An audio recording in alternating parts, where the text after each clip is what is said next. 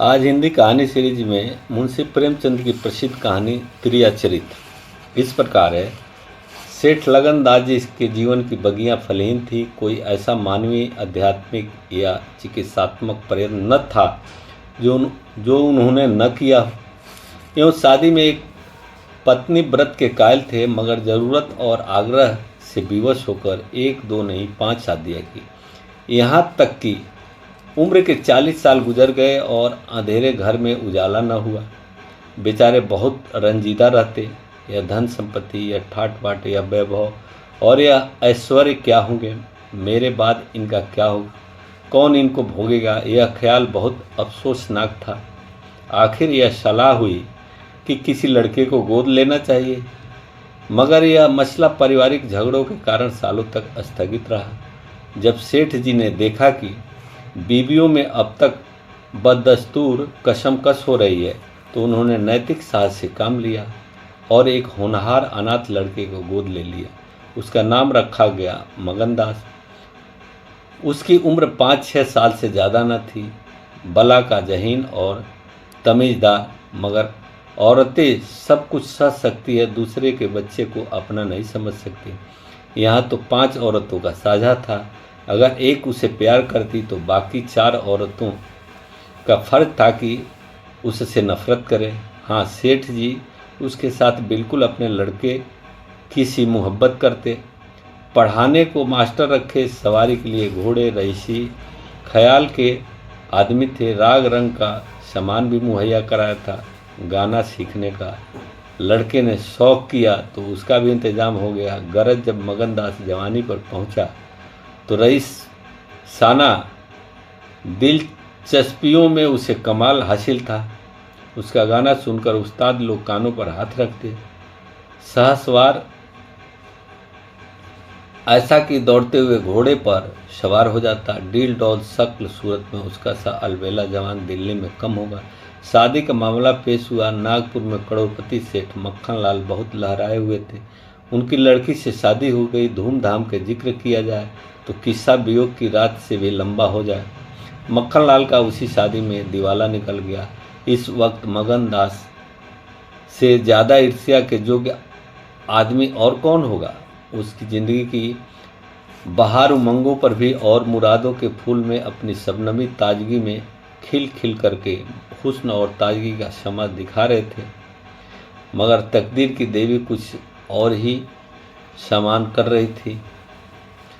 वह सर सपाटे के इरादे से जापान गया हुआ था कि दिल्ली में खबर आई कि ईश्वर ने तुम्हें एक भाई दिया है। मुझे इतनी खुशी हुई कि ज़्यादा अरसे तक जिंदा न रह सकूं। तुम बहुत जल्द लौट आओ। मगनदास के हाथ से तार का कागज़ छूट गया और सर से ऐसा चक्कर आया जैसा किसी ऊंचाई से गिर पड़ा हो। मगनदास का किताबी ज्ञान बहुत कम था, मगर स्वभाव की सज्जनता से वह खाली हाथ न था। हाथों की उदारता ने, जो समृद्धि का वरदान है, हृदय को भी उदार बना दिया था। उसे घटनाओं के इस काया पलट से दुख तो जरूर हुआ। आखिर इंसान ही था, मगर उसने धीरज से काम लिया और एक आशा और भय की मिली जुली हालत में देश को रवाना हुआ। रात का वक्त था। जब अपने दरवाजे पर पहुंचा तो नाच गाने की महफिल सजी देखी। उसने कदम आगे न बढ़े। वह लौट पड़ा और एक दुकान के चबूतरे पर बैठ करके सोचने लगा कि अब क्या करना चाहिए।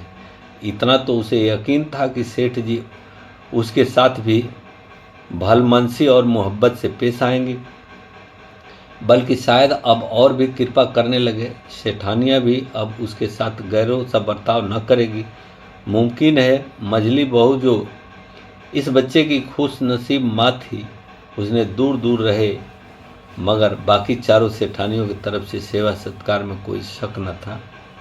उनकी डाह से वह फ़ायदा उठा सकता था।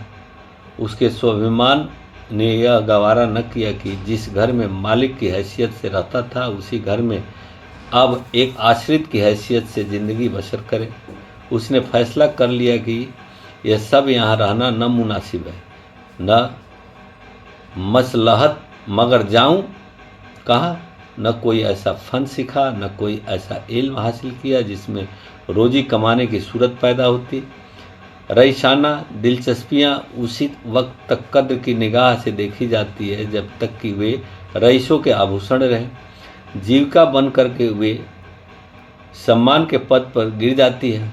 अपनी रोजी हासिल करना तो उसके लिए कोई ऐसा मुश्किल काम न था। किसी सेठ साहूकार के यहाँ मुनीब बन सकता था, किसी कारखाने की तरफ से एजेंट हो सकता था, मगर उसके कंधे पर एक भारी जुआ रखा हुआ था। उसे क्या करें?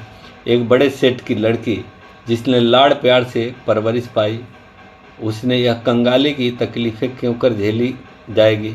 क्या मक्खनलाल की लाडली बेटी एक ऐसे आदमी के साथ रहना पसंद करेगी जिसे रात की रोटी का भी ठिकाना नहीं? मगर इस फिक्र में अपनी जान क्यों खपाऊं? मैंने अपने मर्जी से शादी नहीं की। मैं बराबर इनकार करता रहा। सेठ जी ने ज़बरदस्ती मेरे पैरों में बेड़ी डाली है। अब वही इसके जिम्मेदार हैं। मुझसे कोई वास्ता नहीं। लेकिन जब उसने दोबारा ठंडे दिल से इस मसले पर गौर किया तो बचाव की कोई सूरत नज़र न आई।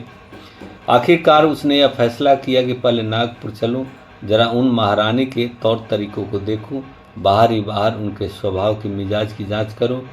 उस वक्त तय करूंगा कि मुझे क्या करना चाहिए। अगर रईसी की बू उनके दिमाग से निकल गई है और मेरे साथ रूखी रोटियां खाना उन्हें मंजूर है तो इससे अच्छा फिर और क्या। लेकिन अगर वह अमीरी ठाट बाट के हाथों बिकी हुई है तो मेरे लिए रास्ता साफ है। फिर मैं हूँ और दुनिया का गम। ऐसी जगह जाऊँ जहाँ किसी परिचित की सूरत सपनों में भी न दिखाई दे। गरीबी की जिल्लत नहीं रहती अगर अजनबियों में जिंदगी बसर की जाए। यह जानने पहचानने वालों की कनखियों और कनबत्तियाँ हैं जो गरीबी को यंत्रणा बना देती है। इस तरह दिल में जिंदगी का नक्शा बनाकर मगनदास अपनी मर्दाना हिम्मत के भरोसे पर नागपुर की तरफ चला, उस मल्लाह की तरह जो किश्ती और पाल के बगैर नदी की उमड़ती हुई लहरों में अपने को डाल देता है। शाम के वक्त सेठ मक्खनलाल के सुंदर बगीचे में सूरज की पीली किरणें मुरझाए हुए फूलों से गले मिलाकर विदा हो रही थी। बाग के बीच में एक पक्का कुआं था और एक मौलसरी का पेड़। कुएं के मुंह पर अंधेरे की नीली सी नकाब थी, पेड़ के सिर पर रोशनी की सुनहरी चादर। इसी समय एक नौजवान थका मादा कुएं पर आया और लोटे से पानी भरकर पीने के बाद जगत पर बैठ गया। मालिन ने पूछा, कहाँ जाओगे? मगनदास ने जवाब दिया कि जाना तो था बहुत दूर, मगर यहीं रात हो गई, यहाँ कहीं ठहरने का ठिकाना मिल जाएगा। मालिन, चले जाओ, सेठ जी की धर्मशाला में बड़े आराम की जगह है। मगनदास, धर्मशाला में तो मुझे ठहरने की कभी संजोग नहीं हुआ। कोई हर्ज न हो तो यहीं पड़ा रहूं, यहाँ कोई रात को रहता है?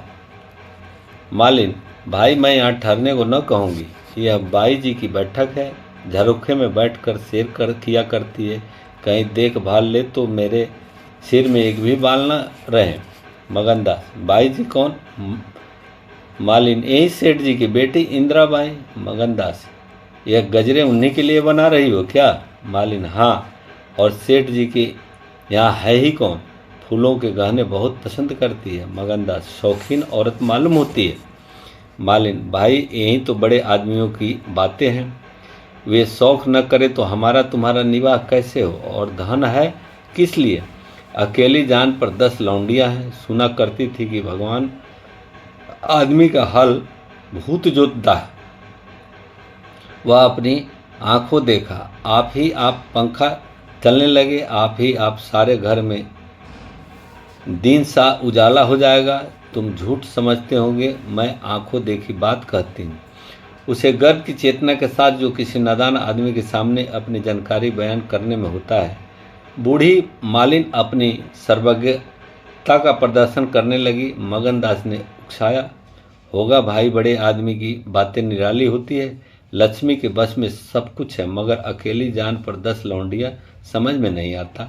मालिन ने बुढ़ापे के चिड़चिड़ेपन से जवाब दिया, तुम्हारी समझ मोटी हो तो कोई क्या करे?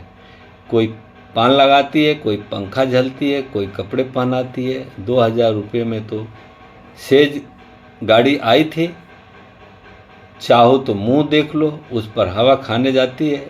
एक बंगालिन गाना बजाना सिखाती है, मेम पढ़ाने आती है, शास्त्री जी संस्कृत पढ़ाते हैं, कागज पर ऐसी मूर्त बनाती है कि अब बोली और अब बोली। दिल की रानी है, बेचारी के भाग फूट गए। दिल्ली के सेठ लगनदास के गोद लिए हुए लड़के से ब्याह हुआ था, मगर राम जी की लीला 70 बरस के मुर्दे को लड़का दिया। कौन पति आएगा? जब से यह सुनावी आई है तब से बहुत उदास रहती है। एक दिन रोती थी, मेरे सामने की बात है। बाप ने देख लिया, समझाने लगे, लड़की को बहुत चाहते हैं। सुनती हूँ दामाद को यहीं बुला कर रखेंगे। नारायण करे मेरी रानी दूधो नहाए, पुतो फले। माली मर गया था, उन्होंने आड़ न ली होती तो घर भर के टुकड़े मांगती। मगनदास ने एक ठंडी सांस ली। बेहतर है अब यहाँ से अपनी इज्जत आबरू लिए चल दो, यहाँ मेरा निवाह न होगा। इंदिरा रईसजादी है, तुम इस काबिल नहीं हो कि उसके शौहर बन सको। मालिन से बोला तो धर्मशाला में जाता हूँ, जाने वहाँ खाट वाट मिल जाती है कि नहीं, मगर रात ही तो काटनी है, किसी तरह काट ही जाएगी। रईसियों के लिए मखमली गद्दे चाहिए, हम मजदूरों के लिए पुआल ही बहुत है। यह कहकर उसने लुटिया उठाई और डंडा संभाला और दर्द भरे दिल से एक तरफ चल दिया। उस वक्त इंदिरा अपने झरोखे पर बैठी हुई इन दोनों की बातें सुन रही थी। कैसा संजोग है कि स्त्री को स्वर्ग की सब सिद्धियां प्राप्त है और उसका पति आवारों की तरह मारा मारा फिर रहा है, उसे रात काटने का ठिकाना नहीं। मगनदास निराश विचारों में डूबा हुआ शहर से बाहर निकल आया और एक सराय में ठहरा, जो सिर्फ इसलिए मशहूर थी कि वहाँ शराब की एक दुकान थी। यहाँ आसपास से मजदूर लोग आकर के अपने दुखों को भुलाया करते थे। जो भूले भटके मुसाफिर यहाँ ठहरते, उन्हें होशियारी और चौकसी का व्यवहारिक पाठ मिल जाता था। मगनदास थका मादा था ही, एक पेड़ के नीचे चादर बिछाकर सो रहा था और जब सुबह को नींद खुली तो उसे किसी पीर औलिया के ज्ञान की सजीव दीक्षा का चमत्कार दिखाई पड़ा। जिसकी पहली मंजिल वैराग्य है, उसकी छोटी सी पोटली जिसमें 2-1 कपड़े, थोड़ा सा रास्ते का खाना और लुटिया डोर बंधी हुई थी, गायब हो गई। इन कपड़ों को छोड़कर जो उसके बदन पर थे, अब उसके पास कुछ भी न था और न भूख, जो कंगाली में और भी तेज हो जाती है, उसे बेचैन कर रही थी। मगर वह दृढ़ स्वभाव का आदमी था। उसने किस्मत का रोना न रोया और किसी तरह गुजर करने की तदबीरें सोचने लगा। लिखने और गणित में उसे अच्छा अभ्यास था, मगर इस हैसियत में उससे फ़ायदा उठाना असंभव था। उसने संगीत का बहुत अभ्यास किया था। किसी रसिक रईस के दरबार में उसकी कद्र हो सकती थी, मगर उसके पुरुषोचित अभिमान ने इस पेशे को अख्तियार करने का इजाज़त न दी। हाँ, वह आला दर्जे का घुड़सवार था और यह फन मज़े में पूरी शान के साथ उसकी रोजी का साधन बन सकता था। यह पक्का इरादा करके उसने हिम्मत से कदम आगे बढ़ाया। ऊपर से देखने पर यह बात यकीन के काबिल नहीं मालूम होती, मगर वह अपना बोझ हल्का हो जाने से इस वक्त बहुत उदास नहीं था। मर्दाना हिम्मत का आदमी ऐसी मुसीबतों को उसी निगाह से देखता है जिसमें एक होशियार विद्यार्थी परीक्षा के प्रश्नों को देखता है। उसे अपनी हिम्मत आजमाने का, एक मुश्किल में जूझने का मौका मिल जाता है। उसकी हिम्मत आजमाने ही मजबूत हो जाती है। अक्सर ऐसे मार के मर्दाना हौसले के लिए प्रेरणा का काम देते हैं। मगनदास इस जोश से कदम बढ़ाता चला जाता था कि जैसे कामयाबी की मंजिलें सामने नज़र आ रही है, मगर शायद वहाँ के घोड़े ने शरारत और बिगड़ैलपन से तौबा कर ली थी, या वे स्वाभाविक रूप से बहुत मज़े में धीमे धीमे चलने वाले थे। यह जिस गांव में जाता निराशा को उकसाने वाला जवाब पाता। आखिरकार शाम के वक्त जब सूरज अपनी आखिरी मंजिल पर जा पहुंचा, उसकी कठिन मंजिल तमाम हुई। नागर घाट के ठाकुर अटल सिंह ने उसकी चिंता को समाप्त किया। यह एक बड़ा गांव था, पक्के मकान बहुत से थे, मगर उसमें प्रेतात्माएं आबाद थी। कई साल पहले प्लेग ने आबादी के बड़े हिस्से को इसी क्षणभंगुर संसार से उठाकर स्वर्ग में पहुंचा दिया था। इस वक्त प्लेग के बचे खुचे हुए लोग गांव के नौजवान और शौकीन जमींदार साहब और हल्के के कारगुजार और रोबीले थानेदार साहब थे। उनकी मिलीजुली कोशिशों से गांव में सतयुग का राज था। धन दौलत को लोग जान का अजाब समझते थे, उसे गुनाह की तरह छुपाते थे। घर घर में रुपए रहते हुए लोग कर्ज ले लेकर खाते और फटे हाल की तरह रहते। इसी से निवाह था। काजल की कोठरी थी, सफ़ेद कपड़े पहनना उन पर धब्बा लगना था। हुकूमत और ज़बरदस्ती का बाजार गर्म था। अहिरों के यहाँ आजन के लिए भी दूध न था।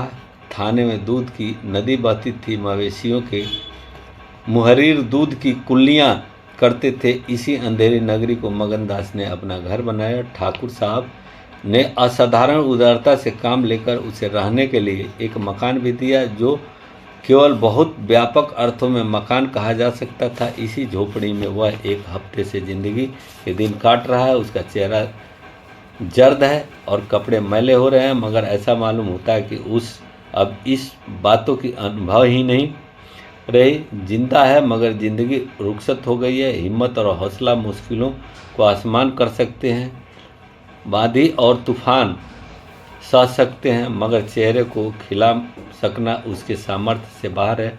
टूटी हुई नाव पर बैठकर मल्लाह गाना हिम्मत का भी गा नहीं, हिमाकत का काम है।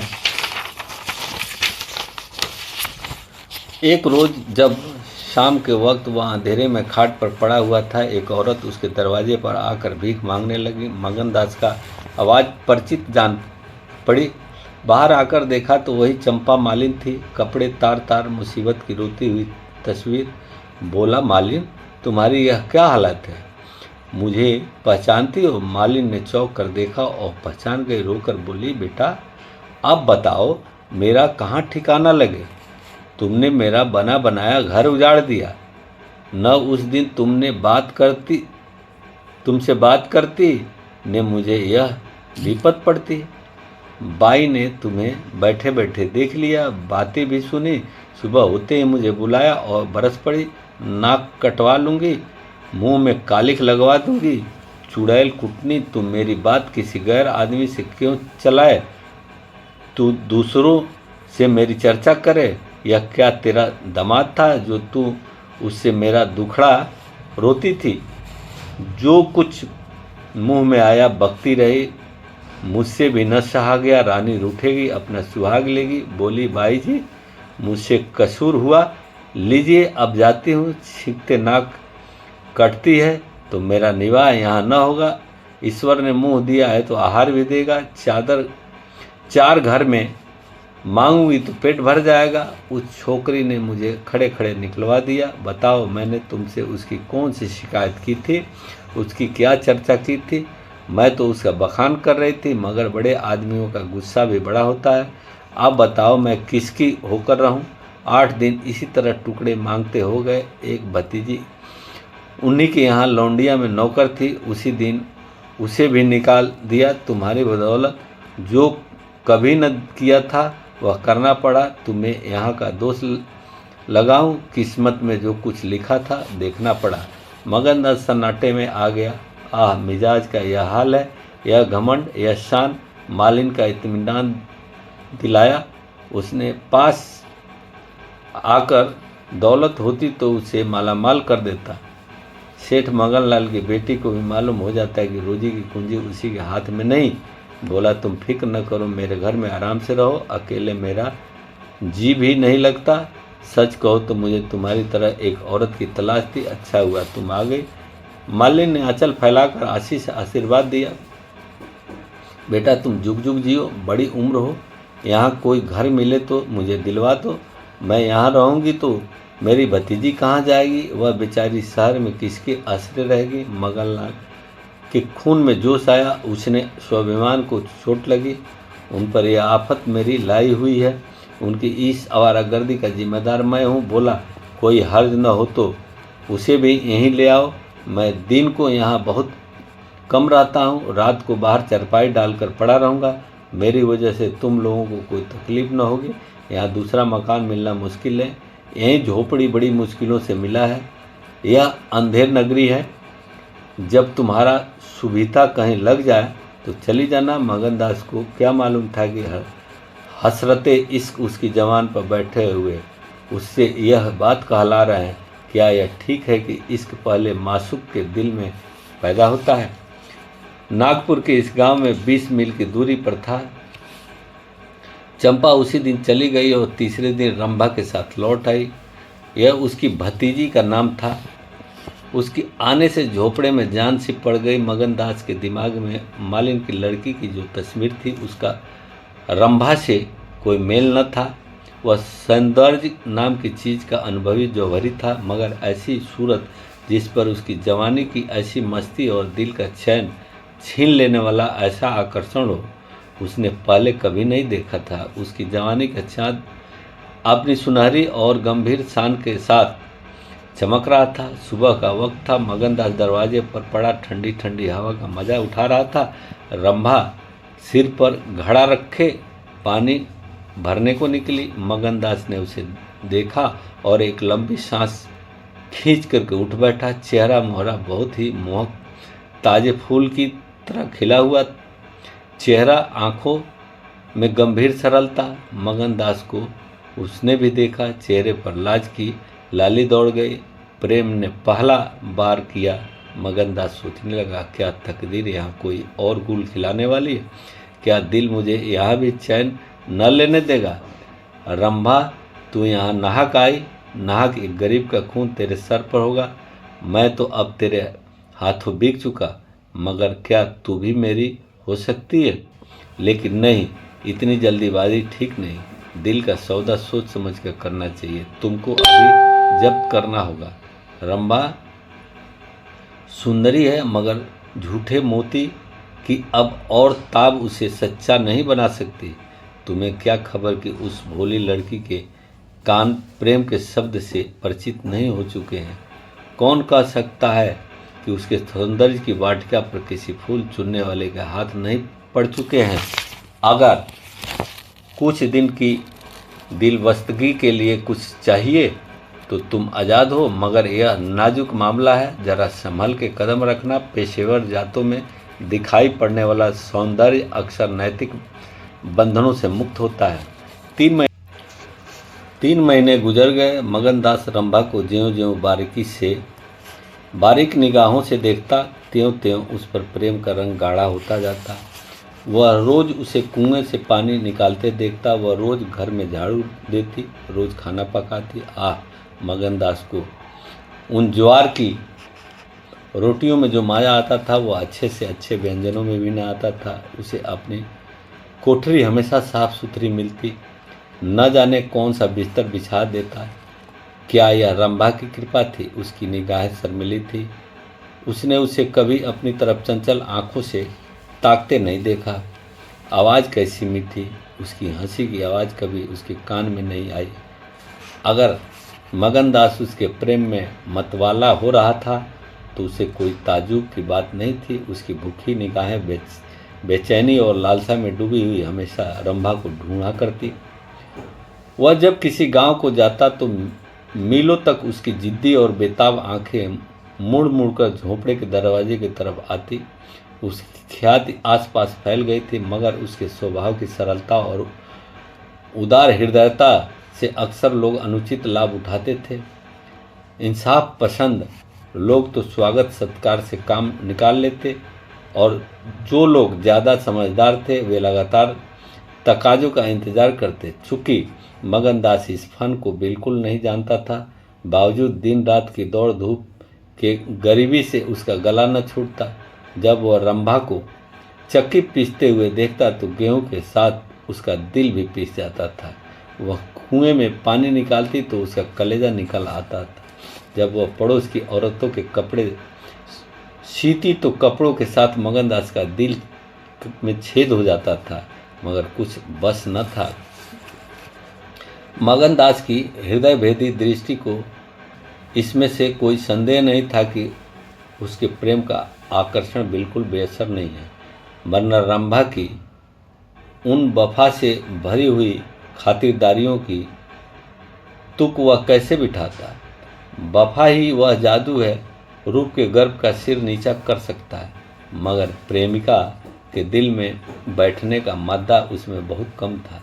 कोई दूसरा मनचला प्रेमी अब तक अपने वशीकरण में कामयाब हो चुका होता, लेकिन मगनदास ने दिल आशिक का पाया था और जवान मासूक की। एक रोज शाम के वक्त चंपा किसी काम से बाजार गई हुई थी और मगनदास हमेशा की तरह चारपाई पर पड़ा अब सपने देख रहा था।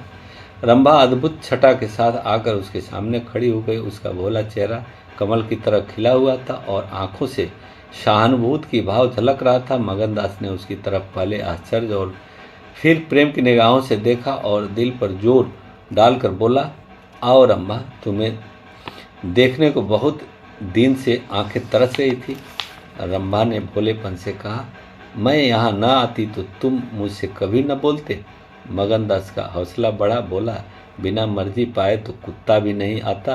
रंभा मुस्कुराई, गली खिल गई, मैं तो आप ही चली आई। मगनदास का कलेजा उछल पड़ा। उसने हिम्मत करके रंभा का हाथ पकड़ लिया और भाववेश से कांपती हुई आवाज़ से बोला, नहीं रंभा, ऐसा नहीं है, यह मेरी महीनों की तपस्या का फल है।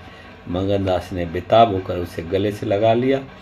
जब वह चलने लगी तो अपने प्रेमी की ओर प्रेम भरी दृष्टि से देखकर बोली, अब यह प्रीत हमको निभानी होगी। पौ फटने के वक्त जब सूर्य देवता के आगमन की तैयारी हो रही थी, मगनदास की आंखें खुली। रंभा आटा पीस रही थी। उस शांतिपूर्ण सन्नाटे में चक्की की घूमर घूमर बहुत सुहानी मालूम होती थी और वह उसके सुर से सुर मिलाकर अपने प्यारे ढंग से गा रही थी। झुलनिया मोरी पानी में गिरी, मैं जानू पिया मैं को मनइयो। उल्टी मनावन मोको पड़ी, झुलनिया मोरी पानी में गिरी। साल भर गुजर गया। मगनदास की मोहब्बत और रंभा के सलीके न मिलकर उस वीरान झोपड़े को कुंज बाग बना दिया। अब वहाँ गायें थीं, फूलों की क्यारियाँ थीं और कई देहाती ढंग के मोड़े थे। सुख सुविधा की अनेक चीज़ें दिखाई पड़ती थीं। एक रोज़ सुबह के वक्त मगनदास की कहीं जाने के लिए तैयार हो रहा था कि एक संभ्रांत व्यक्ति अंग्रेजी पोशाक पहने उसे ढूंढता हुआ आ पहुंचा और उसे देखते ही दौड़कर गले से लिपट गया। मगनदास और वह दोनों एक साथ पढ़ा करते थे। वह अब वकील हो गया था। मगनदास ने भी उसको पहचाना और कुछ झेपता और कुछ झिझकता उसे गले लिपट गया। बड़ी देर तक दोनों दोस्त बातें करते रहे। बातें क्या थी? घटनाओं और संजोग की एक लंबी कहानी थी। कई महीने हुए सेठ लगनदास का छोटा बच्चा चेचक की नज़र हो गया। सेठ जी ने दुख के मारे आत्महत्या कर ली। अब मगनदास सारी जायदाद, कोठी, इलाके और मकानों का एक छत्र स्वामी था। सेठानियों से आपसी झगड़े हो रहे थे। कर्मचारियों ने गबन को अपना ढंग बना रखा था। बड़ी सेठानी उसे बुलाने के लिए खुद आने को तैयार थी, मगर वकील साहब ने उसे रोका था। तब मगनदास ने मुस्कुराकर पूछा, तुम्हें क्यों कर मालूम हुआ कि मैं यहाँ हूँ? तो वकील साहब ने फरमाया, महीने भर से तुम्हारी टो में हूँ। सेठ मक्खनलाल ने आता पता बतलाया। तुम दिल्ली पहुँचे और मैंने अपना महीने भर का बिल पेश किया। रंभा अधीर हो रही थी। यह कौन है? इसमें क्या बातें हो रही है? 10 बजते बजते वकील साहब मगनदास से एक हफ्ते के अंदर आने का वादा लेकर विदा हुए। उसी वक्त रंभा पहुंची और पूछने लगी, ये कौन थे? इनका तुमसे क्या काम था? मगनदास ने जवाब दिया, यमराज का दूत। रंभा, क्या अशगुन बकते हो? मगन, नहीं नहीं रंभा, यह अशगुन नहीं है, यह सचमुच मेरी मौत का दूत था। मेरी खुशियों के बाग को रौंदने वाला, मेरी हरी हरी खेती को उजाड़ने वाला। रंभा, मैंने तुम्हारे साथ दगा की है। मैंने तुम्हें अपने फरेब के जाल में फंसाया। मुझे माफ़ करो। मोहब्बत ने मुझसे यह सब करवाया। मैं मगन सिंह ठाकुर नहीं हूँ। मैं सेठ लगनदास का बेटा और सेठ मक्खनलाल का दामाद हूँ। मगनदास को डर था कि रंभा यह सुनते ही चौंक पड़ेगी और शायद उसे जालिम दगाबाज कहने लगे, मगर उसका ख्याल गलत निकला। रंभा ने आंखों में आंसू भरकर सिर्फ इतना कहा, तो क्या तुम मुझको छोड़कर चले जाओगे? मगनदास उसे गले लगा कहा, हाँ। रंभा, क्यों? मगन, इसलिए कि इंदिरा बहुत होशियार, सुंदर और धनी है। रंभा, मैं तुम्हें न छोड़ूंगी। कभी इंदिरा की लौंडी थी अब उनकी सौत बनूंगी। तुम जितनी मेरी मोहब्बत करोगे उतनी इंदिरा की तो न करोगे क्यों? मगनदास इस भोलेपन पर मतवाला हो गया, मुस्कुराकर बोला, अब इंदिरा तुम्हारी लौंडी बनेगी, मगर सुनता हूँ वह बहुत सुंदर है, कहीं मैं उसकी सूरत पर लुभा न जाऊं। मर्दों का हाल तुम नहीं जानती, मुझे अपने ही से डर लगता है। रंभा ने विश्वास भरी आंखों से देखकर कहा, तुम भी ऐसे करोगे? ओह, जो जी में आए करना, मैं तुम्हें न छोड़ूंगी। इंदिरा रानी बने मैं लौंडी हूँगी, क्या इतने पर भी मुझे छोड़ दोगे? मगरदास की आंखें डबडबा गई, बोला, प्यारी, मैंने फैसला कर लिया है कि दिल्ली न जाऊंगा। यह तो मैं कह ही न पाया कि सेठ जी का स्वर्गवास हो गया। बच्चा उनसे पहले ही चल बसा था। अफसोस सेठ जी के आखिरी दर्शन भी न कर सका। अपना बाप भी इतनी मोहब्बत न करता, उन्होंने मुझसे अपना वारिस बनाया। वकील साहब कहते थे कि सेठानियों में अनबन है, नौकर चाकर लूट मचा रहे हैं। वहाँ का यह हाल है और मेरा दिल वहाँ जाने पर राजी नहीं होता। दिल तो यहाँ है, वहाँ कौन जाए? रंभा जरा देर तक सोचती रही, फिर बोली, तो मैं तुम्हें छोड़ दूंगी। इतने दिन तुम्हारे साथ रही, जिंदगी का सुख लूटा, अब जब तक जीऊँगी इस सुख का ध्यान रखती हूँ, मगर तुम मुझे भूल तो न जाओगे? साल में एक बार देख लिया करना इसी झोपड़े में आकर। मगनदास ने बहुत रोका मगर आंसू न रुक सके। बोला, रंभा ऐसी बात न करो, कलेजा बैठ जाता है। मैं तुम्हें छोड़ नहीं सकता, इसलिए नहीं कि तुम्हारे ऊपर कोई एहसान है, तुम्हारी खातिर नहीं, अपनी खातिर। वह शांति, वह प्रेम, वह आनंद जो मुझे यहाँ मिलता है और कहीं नहीं मिल सकता। खुशी के साथ जिंदगी बसर हो, यही मनुष्य के जीवन का लक्ष्य है। मुझे ईश्वर ने यह खुशी यहाँ दे रखी है तो मैं उसे क्यों छोड़ूं? धन दौलत तो मेरा सलाम है, मुझे उसकी हवस नहीं। रंभा फिर गंभीर स्वर में बोली, मैं तुम्हारे पाँव की बेड़ी न बनूंगी। चाहे तुम अभी मुझे न छोड़ो, लेकिन थोड़े दिनों में तुम्हारी यह मोहब्बत न रहेगी। मगनदास को कोड़ा लगा, जोश से बोला, तुम्हारे सिवा इस दिल में अब कोई और जगह नहीं बना पाएगा। रात ज़्यादा हो गई थी, अष्टमी के चांद सोने जा चुका था। दोपहर के कमल की तरह साफ आसमान के सितारे खिले हुए थे। किसी खेत के रखवाले की बांसुरी की आवाज़, जिसे दूरी ने तासीर, सन्नाटे ने सुरीलापन और अंधेरे ने आत्मिकता का आकर्षण दे दिया था, कानों में आ जा रही थी। जैसे कोई पवित्र आत्मा नदी के किनारे बैठी हुई पानी की लहरों से या दूसरे किनारे के खामोश और अपनी तरफ खींचने वाले पेड़ों से अपनी ज़िंदगी की गम की कहानी सुना रही है। मगनदास सो गया मगर रंभा की आंखों में नींद न आई। सुबह हुई तो मगनदास उठा और रंभा को पुकारने लगा, मगर रंभा रात को ही अपने चाची के साथ वहाँ से कहीं चली गई थी। मगनदास को उस मकान के दरो दीवार पर एक मनहूसियत सी छाई हुई मालूम हुई कि जैसे घर की जान निकल गई हो। वह घबरा कर उस कोठरी में गया जहाँ रंभा रोज चक्की पीसती थी, मगर अफसोस आज चक्की एकदम निश्चल थी। फिर वह कुएं की तरफ दौड़ा गया, लेकिन ऐसा मालूम हुआ कि कुएं ने उसे निगल जाने के लिए अपना मुंह खोल लिया है। तब वह बच्चों की तरह चीख उठा।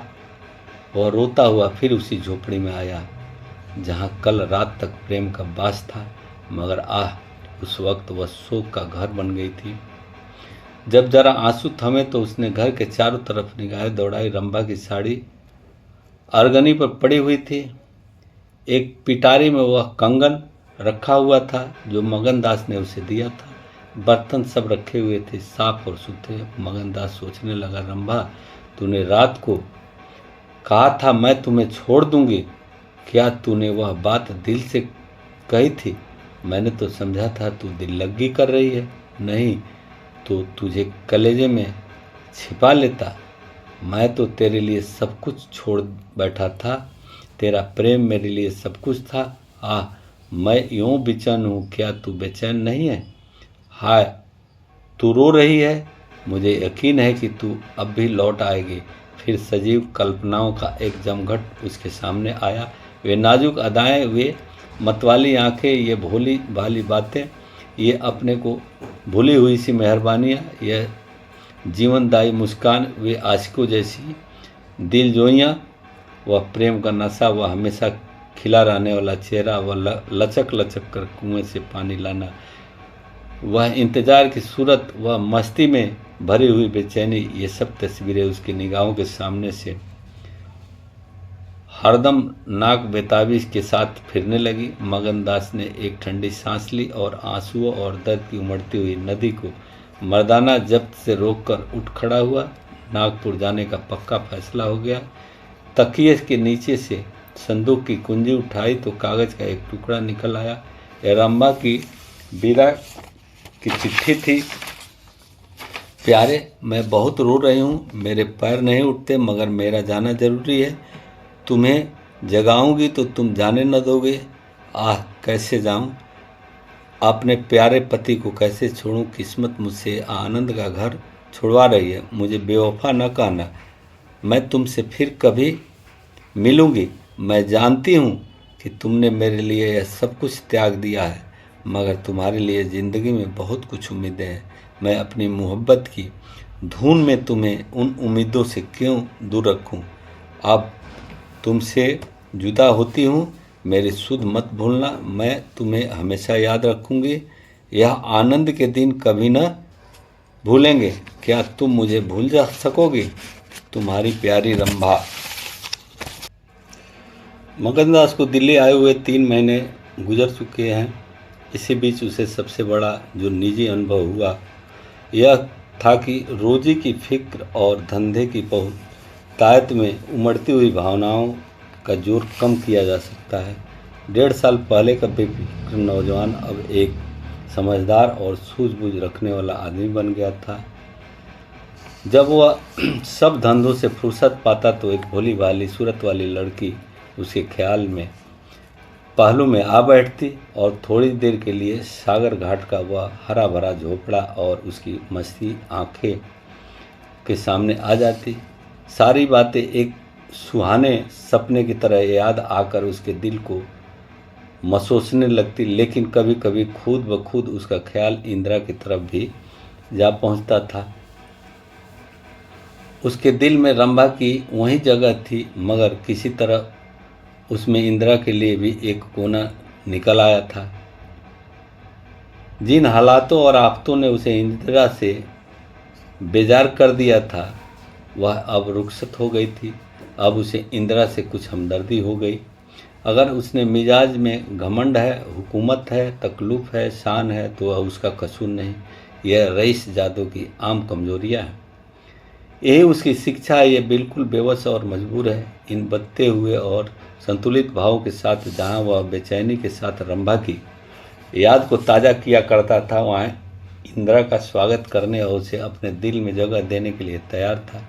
वह एक दिन दूर नहीं था जब उसने आजमाइश का सामना करना पड़ा। उसने कई आत्मीय अमीराना शान शौकत के साथ इंदिरा को विदा कराने के लिए नागपुर गए हुए थे। मगनदास की तबीयत आज तरह तरह के भावों के कारण, जिनसे प्रतीक्षा और मिलन की उत्कंठा विशेष थी, उचाट सी हो रही थी। जब कोई नौकर आता तो वह संभल बैठता कि शायद इंदिरा आ पहुंची। आखिर शाम के वक्त जब दिन और रात गले मिल रहे थे, जनान खाने में जोर शोर से गाने की आवाज़ों ने बहू के पहुंचने की सूचना दी। सुहाग की सुहानी रात थी। 10 बज गए थे। खुले हुए हवादार सहन में चांदनी छिटी हुई थी। वह चांदनी जिसमें नशा है, आरजू है और खिंचाव है। गमलों में खिले हुए गुलाब और चंपा के फूल चाँद की सुनहरी रोशनी में ज़्यादा गंभीर और खामोश नजर आते थे। मगनदास इंदिरा से मिलने के लिए चला। उसके दिल से लालसाएं जरूर थी, मगर एक पीड़ा भी थी, दर्शन की, उत्कंठा की, मगर प्यास से खोली मोहब्बत नहीं, प्राणों का खिंचाव था जो उसे खींच लाया जाता था। उसके दिल में बैठी हुई रंभा शायद बार बार बाहर निकलने की कोशिश कर रही थी, इसलिए दिल में धड़कन हो रही थी। वह सोने के कमरे के दरवाजे पर पहुंचा। रेशमी पर्दा पड़ा हुआ था। उसने पर्दा उठा दिया। अंदर एक औरत सफ़ेद साड़ी पहने खड़ी थी। हाथ में चंद खूबसूरत चूड़िया के सिवा उसके बदन पर एक जेवर भी न था। ज्यों ही पर्दा उठा, मगनदास के अंदर कदम रखा और मुस्कुराती हुई उसकी तरफ बढ़ी। मगनदास ने उसे देखा और चकित होकर बोला, रंभा। और दोनों प्रेमावेश से लिपट गए। दिल में बैठी हुई रंभा बाहर निकल आई थी। साल भर गुजरने के बाद एक दिन इंदिरा ने अपने पति से कहा, क्या रंभा को बिल्कुल भूल गए? कैसे बेवफा हो, कुछ याद है? उसने चलते वक्त तुमसे क्या विनती की थी? मगनदास ने कहा, खूब याद है। वह आवाज़ भी कानों में गूंज रही है। मैं रंभा को भोली भाली लड़की समझता था, यह नहीं जानता था कि यह त्रिया चरित्र का जादू है। मैं उसकी रंभा को अब भी इंदिरा से ज़्यादा प्यार करता हूँ। तुम्हें डाह हो तो नहीं होती? इंदिरा ने हंसकर जवाब दिया, डाह क्यों हो? तुम्हारी रंभा है तो क्या मेरा मगन सिंह नहीं है?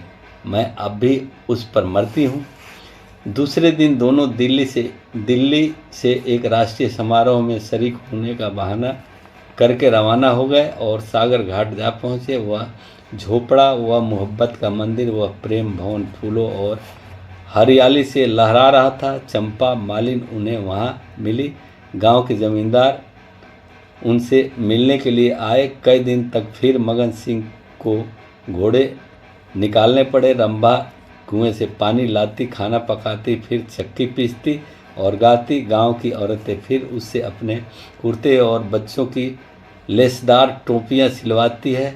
हाँ, इतना ज़रूर कहती कि उनका रंग कैसा निखर आया है, हाथ पांव कैसे मुलायम पड़ गए हैं। किसी बड़े घर की रानी मालूम होती है, मगर स्वभाव वही है।